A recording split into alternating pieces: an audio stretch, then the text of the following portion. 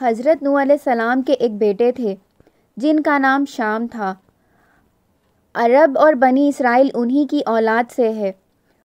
انہی شام کی نسل سے حضرت ہود علیہ السلام پیدا ہوئے۔ ان کا سلسلہ کچھ اس طرح تھا: عود بن عبداللہ بن ریحہ بن باجرہ بن عدبین بن عامر بن اوس بن عمران بن شام بن نوح علیہ السلام۔ حضرت ہود علیہ السلام کی قوم کو قوم عہد یا قوم عمران کہا جاتا ہے، کیونکہ عہد اور عمران دونوں ان کے باپ دادا تھے۔ یہ لوگ حافظ نام کے ایک علاقے میں رہتے تھے جو گمان اور حضرموت کے بیچ تھا۔ یہ جگہ ریگستان تھی جہاں ریت کے بڑے بڑے ٹیلے تھے۔ عربی میں یہ ریت کے ٹیلوں کو احقاف کہا جاتا ہے۔ یہ علاقہ سمندر کے کنارے تھا۔ یہ شہر عمران کے نام سے بھی جانا جاتا تھا۔ اللہ نے قرآن میں بھی ان کا ذکر کیا ہے۔ اپنے بھائی کو یاد کر لو جب ان کی اپنی قوم کو احقاف میں ڈرایا۔ عہد کے لوگ بہت مضبوط اور شاندار گھر بناتے تھے۔ وہ ان گھروں پر فخر بھی کرتے تھے۔ اللہ تعالیٰ سورہ فجر میں فرماتے ہیں، کیا تم نے نہیں دیکھا کہ تمہارے رب نے عہد کے ساتھ کیا کیا؟ عمران کے لوگ جن کی لمبی لمبی عمارتیں تھیں جیسا اور کوئی پیدا نہیں ہوا۔ اللہ نے ان کے بنائے ہوئے بلڈنگز کا ذکر کیا جو بہت طاقتور اور مضبوط تھی۔ ان لوگوں نے شہر اور بستیاں اتنی کمال سے بنائی تھی کہ لوگ حیران ہو جاتے تھے۔ یہ لوگ نرم زمین پر بھی گھر بناتے اور پہاڑوں میں بھی محل بناتے، حالانکہ انہیں زمین پر ہی رہنا ہوتا تھا۔ وہ صرف دکھاوے کے لیے پیسہ اور وقت ضائع کرتے تھے اور پھر ان پر فخر بھی کرتے تھے۔ ان کے شہروں کے راستے اور سڑکیں بہت چوڑی ہوتی تھیں۔ ایسا فنکار یعنی آرٹسٹ لوگ بعد میں پیدا نہیں ہوئے۔ یہ لوگ عرب تھے اور عربی زبان بولتے تھے۔ حضرت ہود علیہ السلام بھی عربی بولتے تھے۔ حضرت اسماعیل علیہ السلام سے پہلے کے عرب لوگ عرب عربیہ کہتے تھے۔ ان کی عادت تھی سمندر اور جنگل میں چلتے تھے اور وہ فنکاری میں بھی کافی آگے تھے۔ حضرت ابراہیم علیہ السلام کی اولاد میں حضرت اسماعیل علیہ السلام کے بعد آنے والے لوگ عرب مستعربہ کہتے تھے۔ حضرت اسماعیل علیہ السلام پہلے عربی نہیں تھے۔ جب حضرت ابراہیم علیہ السلام نے اپنے بیٹے حضرت اسماعیل علیہ السلام کو مکے میں چھوڑا تو ان کا ملنا عرب قبیلوں سے ہوا۔ پھر انہوں نے عربی سیکھی اور بہت اچھی طرح بولنا شروع کیا، یہاں تک کہ ان کو عربی کا استاد کہہ دیا گیا۔ اچھی اور اثر ڈالنے والی زبان حضرت اسماعیل علیہ السلام کے ذریعے آئی، اور آپ صلی اللہ علیہ وسلم بھی اسی انداز میں بات کرتے تھے۔ طوفانوں کے بعد جب لوگ پھر سے پیدا ہوئے تو وہ انہی بستیوں میں لوٹ گئے جہاں حضرت نوح علیہ السلام کے گھر والے رہتے تھے۔ حضرت ہود علیہ السلام شام، عراق اور ترکی کے قریب علاقوں میں رہتے تھے۔ لوگ وہاں دوبارہ آباد ہو گئے۔ کچھ لوگ حجاز اور شام چلے گئے اور عہد قوم عرب جا کر بس گئے۔ اس وقت طوفان میں سب لوگ ہلاک ہو گئے تھے، صرف حضرت نوح علیہ السلام کی اولاد زندہ بچی۔ وقت کے ساتھ لوگ اللہ سے دور ہوتے گئے اور شیطان کے راستے پر چلے گئے۔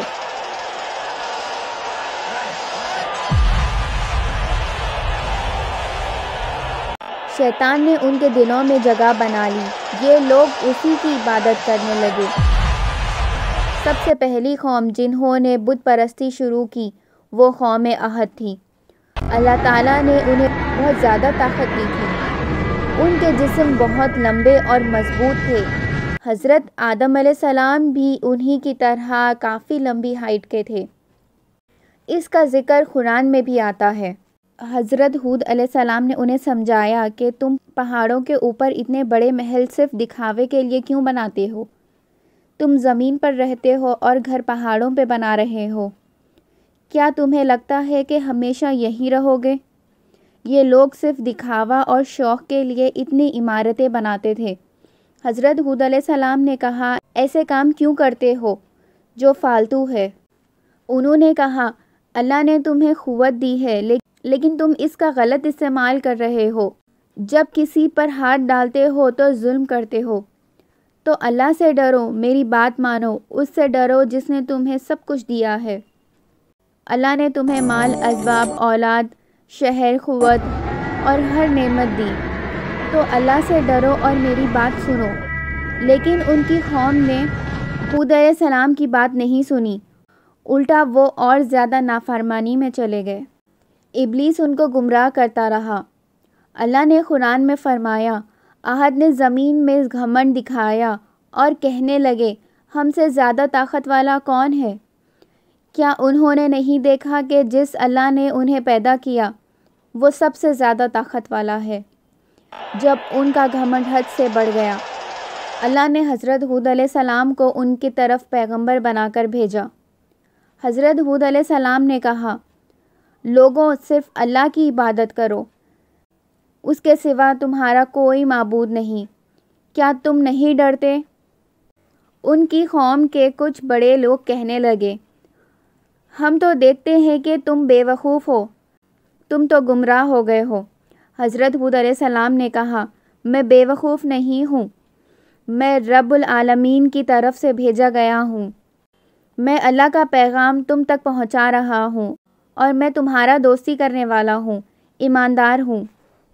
کیا تم حیران ہو کہ تم میں سے ایک آدمی کے ذریعے اللہ تم تک پیغام بھیج رہا ہے؟ اللہ کی نعمت کو یاد کرو، اس نے تمہیں نوح کے بعد خلیفہ بنایا، جسم میں طاقت دی، تو اللہ کے احسان کو یاد کرو تاکہ تم بچا جاؤ۔ میں تم سے کوئی بدلہ نہیں چاہتا، میرا اجر اسی کے پاس ہے جس نے مجھے پیدا کیا۔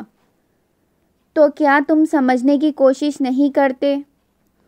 اپنے رب سے معافی مانگو، گناہ چھوڑو، تاکہ اللہ تم پر بارش بھیجے اور تمہاری قوت بڑھائے۔ لیکن انہوں نے ہود علیہ السلام کا مذاق اڑایا۔ وہ کہنے لگے، تم تو بے وقوف ہو، شاید تمہارے کسی بت کا اثر ہو گیا ہے، تم تو پاگل لگتے ہو۔ وہ دنیا کے آرام بھری زندگی میں مست تھے اور قوم کے لیڈر بھی تھے۔ وہ اپنے لوگوں سے کہنے لگے، یہ بھی ایک انسان ہے جیسے ہم، کھاتا پیتا بھی ہم جیسا ہی ہے، اگر تم نے اس کی بات مانی تو تم برباد ہو جاؤ گے۔ کیا یہ ہمیں ڈراتا ہے کہ ہم مٹی بن کے دوبارہ اٹھائے جائیں گے؟ یہ سب جھوٹ ہے، یہ زندگی صرف دنیا کی ہے، ہم مرتے ہیں اور زندہ ہوتے ہیں، ہمیں کوئی دوبارہ نہیں اٹھائے گا۔ یہ آدمی اللہ پہ جھوٹ بول رہا ہے، ہم اس پہ کبھی یقین نہیں کریں گے۔ حضرت ہود علیہ السلام انہیں لگاتار سمجھاتے رہے، لیکن ان کی قوم نے کہہ دیا، اب تم ہمیں سمجھانا بند کر دو، ہم اپنا راستہ نہیں چھوڑیں گے، یہ سب تو پہلے کے لوگوں کی باتیں ہیں۔ انہوں نے لگاتار حضرت ہود علیہ السلام کو جھٹلایا۔ پھر ہود علیہ السلام نے انہیں کھلے عام دھمکی دی اور کہا، سنو، میں تم سب کو اور اللہ کو گواہ بنا کر کہہ رہا ہوں کہ میں اللہ کے سوا جن کی تم عبادت کر رہے ہو ان سب سے بیزار ہوں۔ اب تم اور تمہارے سب گاڈز مل کر مجھے تکلیف دینے کی کوشش کرو، جو کرنا ہے کر لو، مجھے کسی بھی طور پر ڈرا نہیں سکتے۔ پھر انہوں نے اللہ سے دعا کی، اے میرے رب، ان لوگوں کے خلاف میری مدد فرما۔ اللہ نے جواب دیا، وہ لوگ جلد ہی اپنے کیے پر پچھتائیں گے۔ جنہوں نے اللہ کے پیغمبر کا انکار کیا، ان کا مذاق بنایا، اللہ نے ان پر ایک ایسی تیز آندھی بھیجی کہ سب کچھ برباد ہو گیا۔ تاریخ میں ایسا کوئی مثال نہیں ملتی۔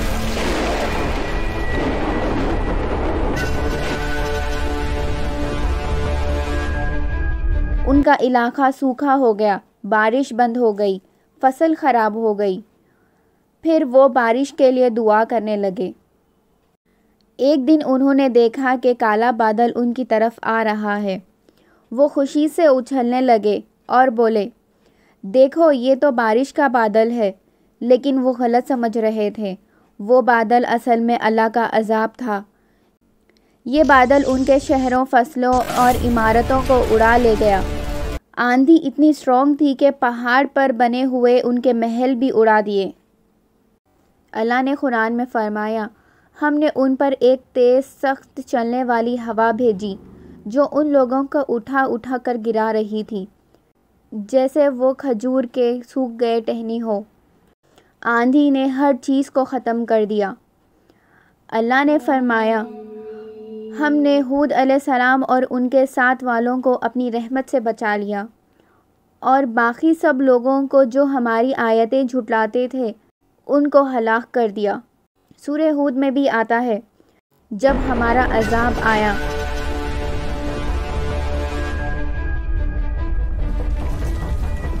تو ہم نے ہود اور ان کے ساتھ والوں کو اپنی رحمت سے بچا لیا۔ یہ لوگ تھے قوم عہد، جنہوں نے اللہ کے پیغمبر کا انکار کیا اور ان کے رسول کی بات نہیں مانی۔ ان لوگوں نے اللہ کے نافرمانوں کی بات سنی اور دنیا میں بھی ان پر اللہ کی لعنت پڑ گئی، اور قیامت کے دن بھی وہ لعنت میں رہیں گے۔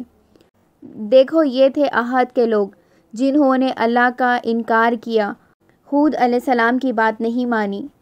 اس طرح پوری قوم عہد تباہ ہو گئی۔ ان کے بعد جو لوگ بچے انہوں نے ان کے چھوڑے ہوئے گھروں میں رہنا شروع کر دیا۔ حضرت ہود علیہ السلام نے حضرموت کے علاقے میں وفات پائی۔